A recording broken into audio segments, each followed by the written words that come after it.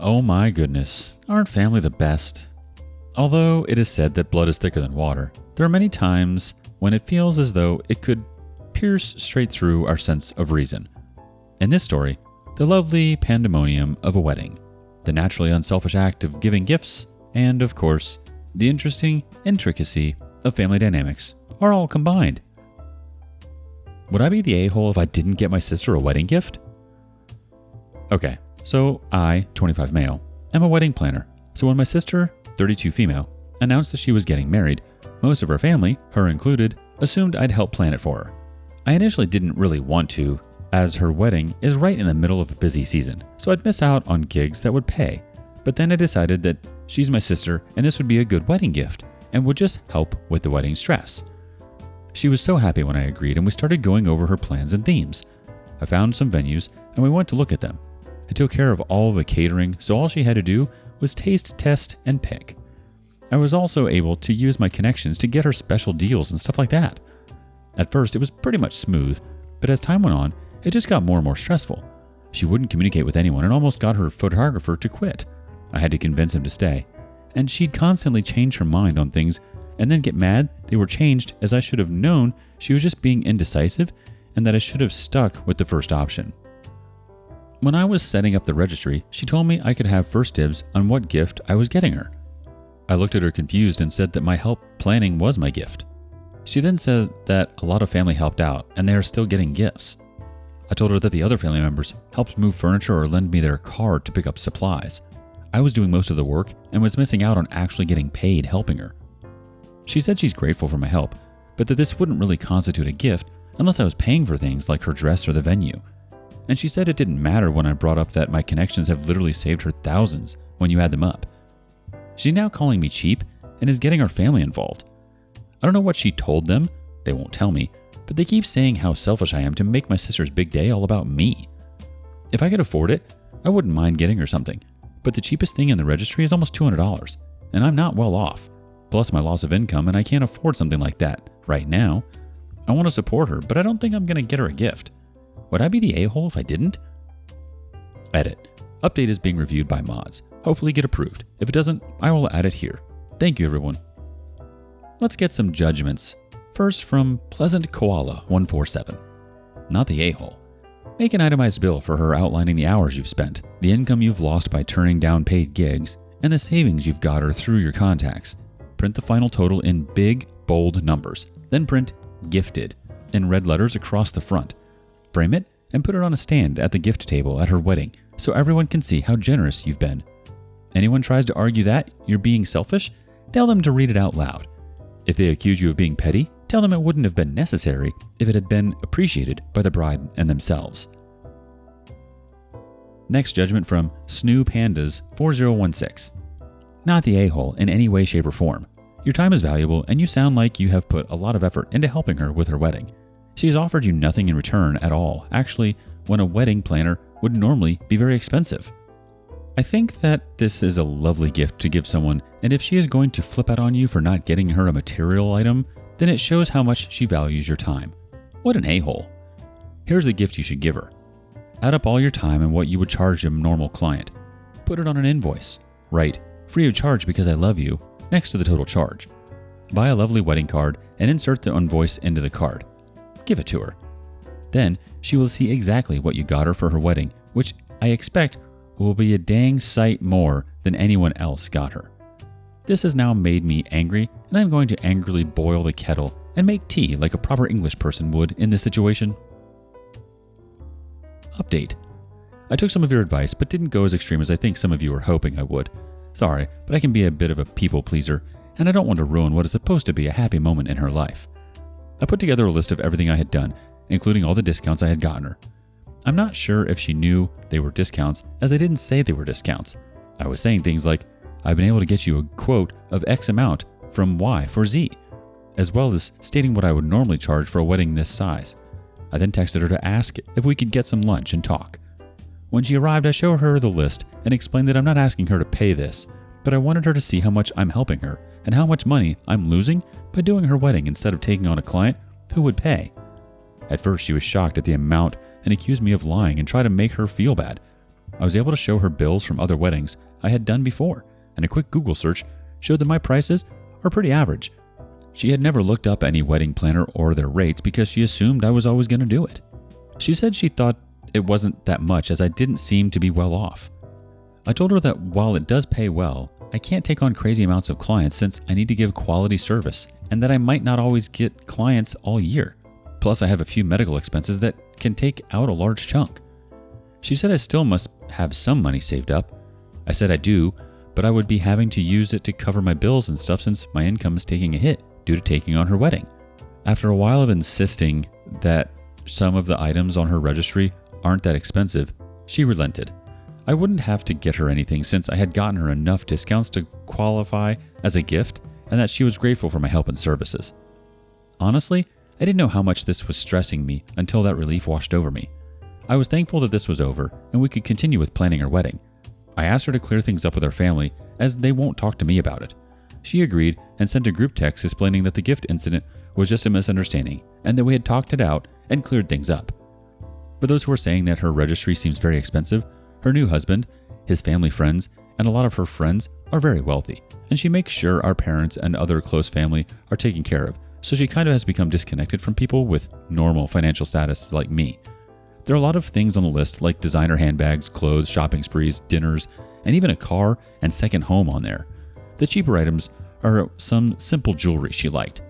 She paid for my part of the lunch as an apology, and since I'm struggling, and things are all good now, I think. Thanks, everyone. Greetings, OP. Let me first assure you that I am voting not the a-hole in every manner. You gave your sister a gift that was really valuable, but it seems that she didn't appreciate it because it wasn't something material. The process of planning a wedding requires a significant investment of time, energy, and resources, not to mention money. Not only is it admirable of you to do this as a gift, but it also demonstrates how much you value her. Because of their lack of understanding of the nature of your employment and the amount of your sacrifice, your sister and other family members failed to recognize the great effort you put into the preparation and your contribution in terms of negotiating discounts and bargains. Due to your endeavor, you have lost money, which is a very real cost you willingly accepted in order to make your sister happy. I like the way you handled the matter by presenting her with a breakdown of your services and the associated charges. It's a tactful yet powerful method to highlight how important your contribution is. It is disappointing to learn that she at first accused you of lying, though. It conveys a lack of respect and faith in your abilities as a professional. You mentioned her demand that you must have money and her lack of comprehension of your financial circumstances. This exhibits a degree of entitlement and a lack of understanding of your situation, which is alarming. She may have had some financial disconnect if she didn't at first appreciate the discounts you were able to get for her. Having said that, I'm happy to hear that she ultimately recognized your viewpoint and decided to make things right with your family. It's also encouraging to know that she chose to pay for your lunch as a gesture of regret and recognition of your present financial difficulties. I simply hope that she gains some perspective from the whole thing and learns to value non-material presents and the work that goes into giving them. Going forward, it might be advantageous for the two of you to have candid conversations about your individual expectations, particularly when it comes to jobs that call for a substantial investment of time, energy, and money. This could aid in avoiding similar misconceptions in the future. Moving on to the next story. Would I be the a-hole to expect my husband to accommodate a post-pregnancy confinement? So I, 30 female, am giving birth soon, and we have things in my region called Zuyuzu, which is basically post-pregnancy recovery. What we do is to stay in bed and try to recover the physical and mental toll pregnancy did on our body. So I've moved to my husband's country, and it's not a widely done thing here, apparently, and I've already taken 2 months off from work. I've talked to my husband about this, but he thinks it's very unnecessary, especially since I need someone to take care of me and the child during the period. So here's why I think it's feasible. We make really good money, so it's not going to make a big dent in our financial account. I could just have my parents take care of me. My company has really good employee benefits, so even if I take the extra month off, it will still be under parental leave. My states have parental leave for guys too, so my husband can also stay home to spend more time with our daughter and me. But my husband was really against it, and I do want to acknowledge it might be very troublesome to extend my parents' visa. So would I be the a-hole if I bring this topic up again? He's white American with Irish descent, if that matters. Edit. I tried talking about it before, but it was shut down and I thought it was fine, and I could go without one.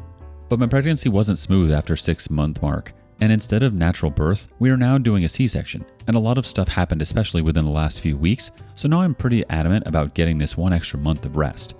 To clarify, when I say confinement, I don't mean actually just staying on the bed, of course. I can move around and yoga is probably going to be in my routine.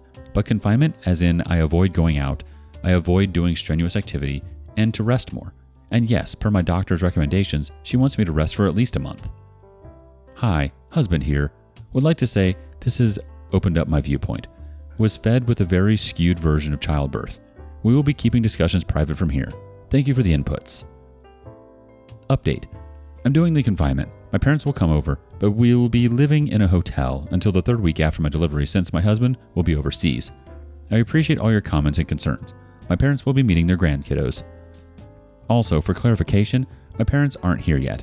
I meant extended visa, as in the usual visa allows 30 days. We are trying to extend it to those short-term visa stays. Now let's get some judgment from the community. First one from Chocolate Candy Bar. Not the a-hole. When your husband will actually deliver, he'll have a say. Next judgment from Heavy Sand 5228.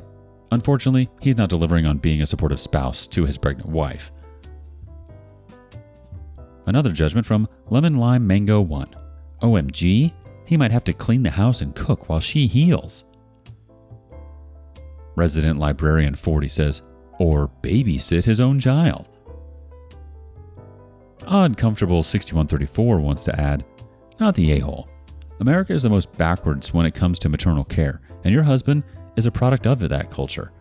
What they, and everywhere, should do is more like what you're used to from home.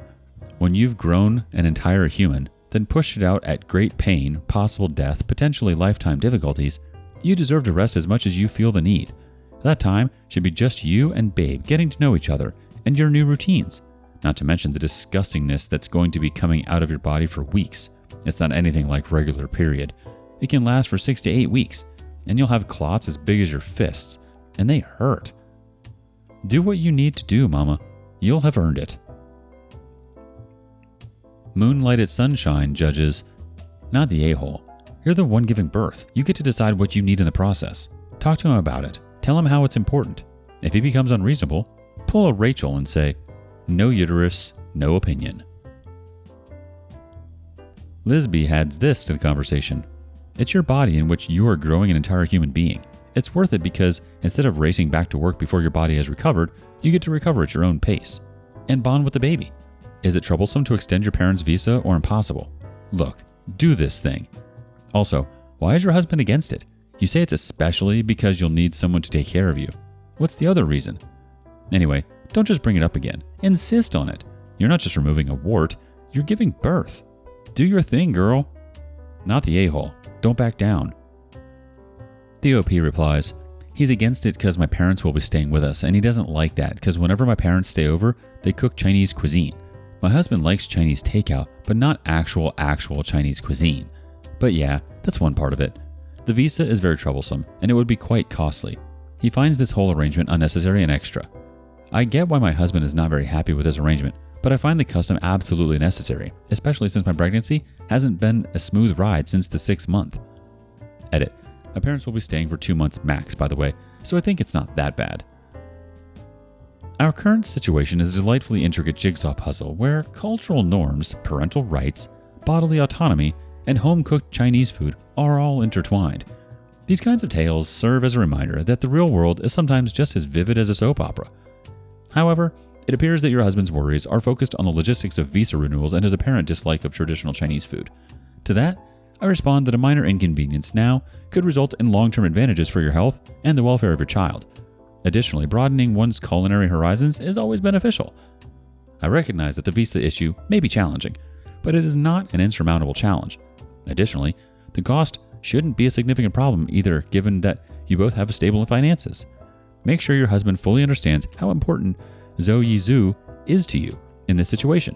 It's not an unnecessary request. Rather, it follows a long-standing custom meant to encourage healing and well-being after childbirth. No uterus, no input, as brilliantly put by Moonlighted Sunshine. Your rules, your body. It's also time for your husband to support you and perhaps start developing a taste for the real Chinese food, with all due respect to him.